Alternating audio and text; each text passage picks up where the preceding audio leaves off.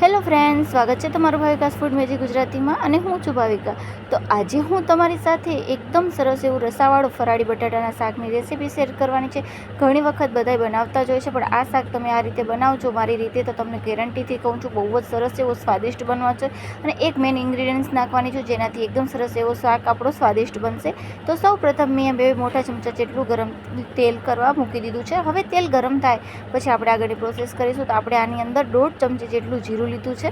તમે ઓછું વધુ જીરું કરી શકો છો. હવે જીરું તતડે પછી આપણે આગળની પ્રોસેસ કરીશું. તો ઘણાને જીરું ઓછું ભાવતું હોય તો તમે ઓછું કરી શકો છો. હવે અહીંયા મીઠા લીમડાના પાન ઉમેરીશું અને એકદમ સરસ મીઠા લીમડા પાન એકદમ તતડી જાય પછી આપણે 1 નંગ ટામેટું અને 1 નંગ લીલું મરચું લીધું છે. તમે ચાહો તો આમાં આદું ઉમેરી શકો છો, મેં અહીંયા સ્કીપ કર્યું છે. હવે એકદમ સરસ રીતે આપણે ટામેટા અને મરચાંને સાતળવાના છે જેથી એકદમ ટામેટા છે તે આપણા સોફ્ટ થઈ જાય. નહીં તો તેની ટામેટાની કચાશ લાગશે તો આપણે ખાવામાં મજા આવતી નથી ઘણી વખત. તો આ રીતે આપણે એકદમ સરસ રીતે ધીમા તાપે એને સસળવા દઈશું, જે આપણે ભાષામાં કહીએ છીએ. તો હવે આ છે સિંગદાણાનો ભૂકો. તો હું અહીંયા કાચા જ સિંગદાણાનો ભૂકો લઈ રહી છું, અધકચરા. તમે ચાહો તો આમાં શેકેલા સિંગદાણાનો પણ ભૂકો ઉમેરી શકો છો. તો આ અધકચરા લીધા છે જે ખાવામાં પણ બહુ જ સરસ લાગે છે, ખાવામાં આવશે. અને ઘણાને જો આવી રીતના પસંદ ન હોય તો તમે થોડુંક વધારે ભૂકો પણ કરી શકો છો, પણ આ રીતે કરશો તો મજા આવવાની છે. એકદમ ક્રન્ચીનેસ આપણા શાકમાં લાગશે. તો આ રીતે બનાવજો. અને આમાં તમે ચાહો તો વ્હાઈટ તલ પણ ઉમેરી શકો છો, મેં અહીંયા હમણાં સ્કીપ કર્યા છે. હવે ગેસની ફ્લેમ આપણે સ્લો કરી દઈશું. આપણે મસાલા કરવાના છે, તો મસાલા કરતી વખતે આપણે ગેસની ફ્લેમ સ્લો રાખવાની, જેથી આપણા મસાલા છે તે બળી ન જાય. હવે અડધી ચમચી જેટલી હળદર અને 1 થી 2 ચમચી જેટલું લાલ મરચું લીધું છે.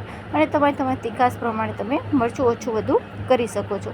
અને હવે 2 ચમચી જેટલું ધાણા પાવડર લઈશું.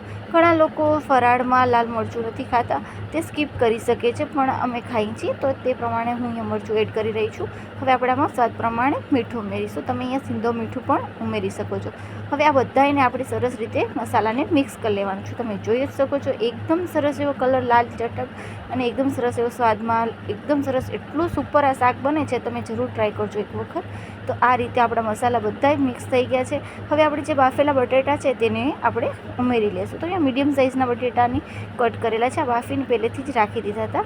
હવે આ મસાલામાં એકદમ સરસ આપણે મિક્સ કરવાના છે. બધું આપણો મસાલો મિક્સ થઈ જાય તે રીતે આપણે બટેકામાં એ રીતે આપણે મિક્સ કરી લઈશું.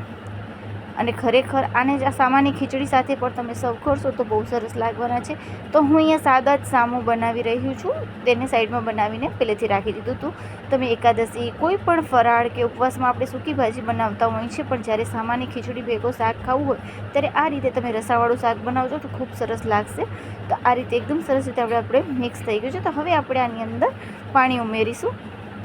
અહીંયા હું 1 ગ્લાસ, મોટા ગ્લાસ જેટલું પાણી ઉમેરી રહી છું. હવે એને એકદમ સરસ એવું આપણે હલાવી અને ઢાંકણ ઢાંકી અને 10 મિનિટ સુધી આપણે એને થવા દઈશું, તો જેથી આપણો રસો છે થોડો ઘાટો થાય અને એકદમ સરસ એવો સ્વાદમાં પણ બની જાય. તો તમે આપણે આને હવે ઢાંકી દઈશું. તમે જોઈ શકો છો આટલું પાણી બરાબર છે. તમને ચાહો તો થોડોક રસો વધારે કરવું તો તમે વધારે એડ કરી શકો છો પાણી.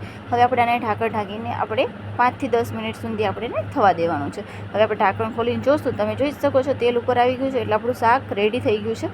હવે એકદમ સરસ રીતે આપણે હલાવીશું. તમે જોઈ શકો છો રસો પણ ઘાટો થઈ ગયો છે અને શાક પણ આપણું તૈયાર થઈ ગયું છે. તો એકદમ સરસ એવો આપણો બટેટાનું રસાવાળું ફરાળી શાક એકદમ તૈયાર છે. તમને લગ્ન પ્રસંગમાં બનતા હોય તો એ શાકની પણ રેસીપી મારા ચેનલ પર છે, ત્યાં જરૂર વિઝિટ કરજો. તો આ રીતે આપણું શાક તૈયાર છે. તો હવે આપણે આને સર્વ કરીશું.